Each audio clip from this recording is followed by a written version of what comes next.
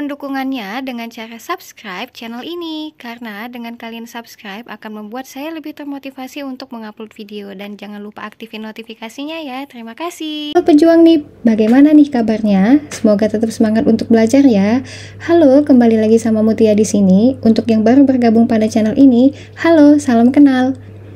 Oke, sebelumnya saya mau mohon maaf nih sama teman-teman karena belum sempat update terkait soal-soal SKB CPNS dosen, karena di beberapa hari ini saya itu masih melakukan penelitian dan pengabdian di tempat yang terkendala sinyal. Jadi di tempat sekarang ini lagi sulit sinyal sehingga agak kesulitan untuk mengupdate video-video terbaru. Jadi mohon maaf ya teman-teman. Semoga teman-teman tetap semangat untuk belajar dan bisa diakses dari tempat-tempat lain juga kan, sumber belajarnya kan banyak. Jadi tetap semangat ya. Oke, sebagai permintaan maaf, jadi di sini saya membuat video tentang daftar pertanyaan tes wawancara SKB dosen.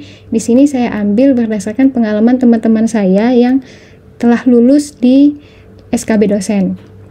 Jadi saya tanyain nih teman-teman saya, mereka itu dapat pertanyaan wawancara apa aja. Nah, kemudian saya list, semoga ini bisa bermanfaat untuk teman-teman sebagai referensi dalam persiapan untuk menghadapi tes wawancara SKB dosen. Dan perlu diingat, kalau SKB dosen ini bobotnya lebih besar dibanding SKD. SKB ini bobotnya 60%, sedangkan SKD itu bobotnya 40%. Dan seingat saya, sesuai dengan ketentuan, kalau wawancara ini menggugurkan dan persentase poinnya itu 20%. Jadi teman-teman diharapkan untuk benar-benar mempersiapkan diri dalam menghadapi tes wawancara. Jadi saya juga ingin sharing terkait pengalaman saya mengikuti wawancara di tahun 2021 lalu.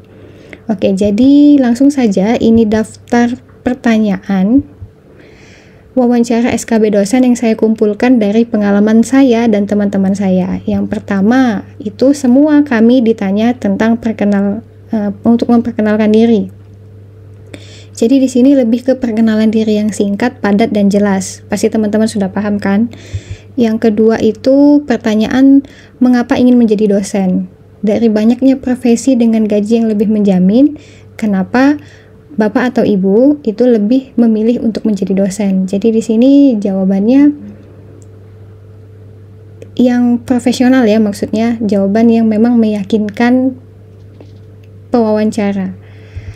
Terus yang ketiga, mengapa ingin menjadi PNS? Yang keempat itu mengapa memilih universitas ini, padahal universitas ini bla bla bla.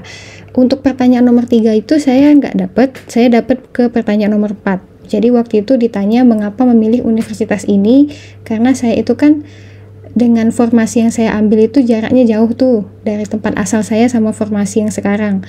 Nah, itu benar-benar ditanya oleh pewawancara alasan saya memilih universitas tempat saya sekarang kerja. Jadi di situ saya memang benar-benar meyakinkan alasan saya mengambil universitas ini dengan begitu banyaknya problematika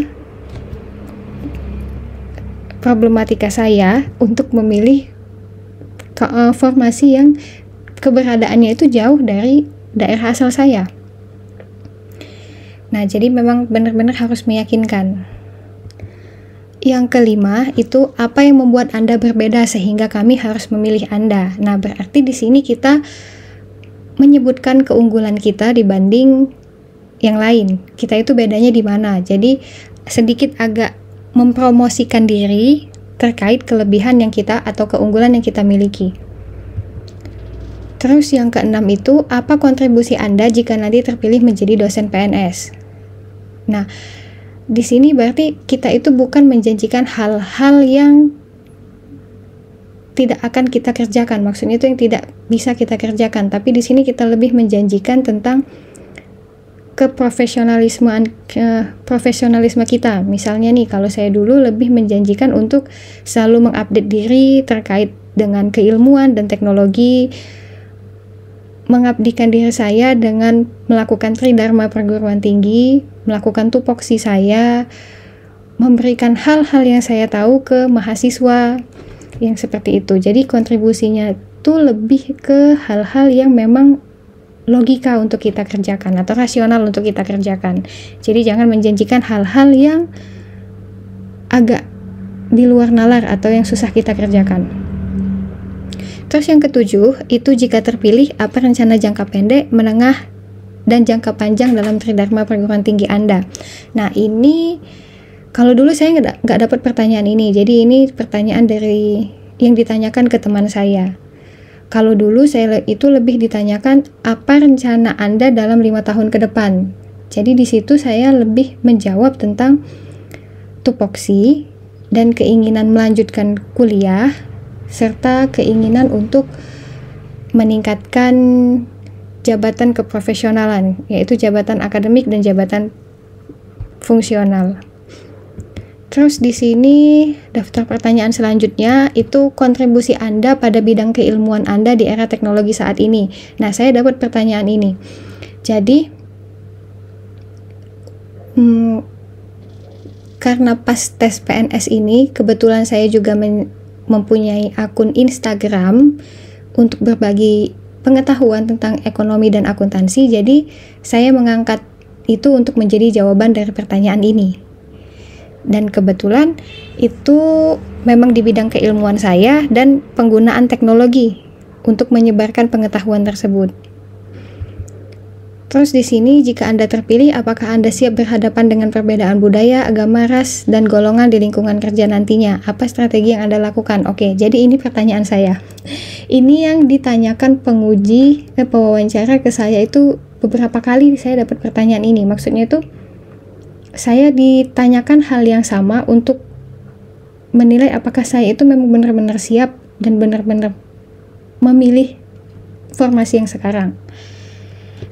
Karena tadi tempat asal saya dan tempat formasi yang saya pilih sekarang itu sangat jauh, beda beberapa pulau dari ujung ke ujung. Jadi itu lebih ditanyakan, dan terkait agama juga ditanyakan bagaimana toleransi saya dalam beragama ketika saya itu yang notabene agama Muslim, agama Islam. Ketika di sini di formasi yang saya pilih itu mayoritas agamanya Katolik, itu bagaimana toleransi saya dalam beragama, bagaimana saya nanti menoleransi mahasiswa saya yang agamanya berbeda, itu sangat detail ditanyakan oleh pewawancara. Terus yang ketiga, apakah Anda mengetahui dan biasa melakukan Tridharma perguruan tinggi? Oke, jadi di sini saya juga mendapatkan pertanyaan ini. Jadi saya menjawab lebih ke hal-hal yang sudah saya lakukan sebelum mendaftar di CPNS dosen tahun 2021, dan kebetulan sebelumnya saya memang sudah menjadi dosen, sehingga saya menjawab pernah dan mengetahui tentang Tridharma perguruan tinggi, dan saya juga menjelaskan kontribusi yang sudah saya lakukan terkait Tridharma perguruan tinggi yang sudah saya lakukan. Terus yang keempat itu bagaimana tingkat toleransi. Oh, ini yang tadi yang berkaitan dengan soal yang ini ya, yang sebelumnya.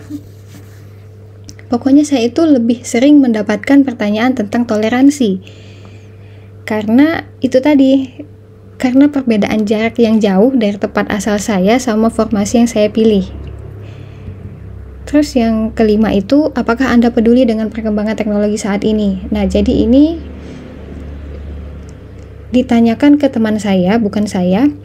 Jadi waktu itu teman saya jawab lebih ke peduli dengan teknologi saat ini, dan dia itu mengaitkan dengan dia itu mau mengembangkan diri atau mengupgrade dirinya tentang teknologi dan membagikan ilmu yang dia dapat tentang teknologi itu di kelas yang dia ajar, dan juga mengajak mahasiswa yang dia ajar itu untuk bisa menguasai teknologi yang saat ini ada, sehingga mahasiswa itu melek teknologi dan mahasiswa juga bisa bersaing dengan mahasiswa-mahasiswa lain di Indonesia ini. Jadi gitu kalau kata teman saya.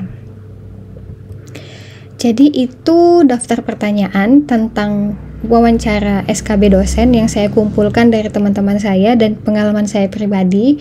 Semoga bisa membantu dan menjadi referensi teman-teman dalam mempersiapkan diri untuk melakukan atau mengikuti tes wawancara SKB dosen tahun 2023 ini.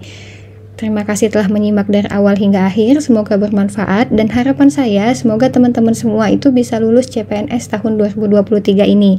Amin Allahumma amin.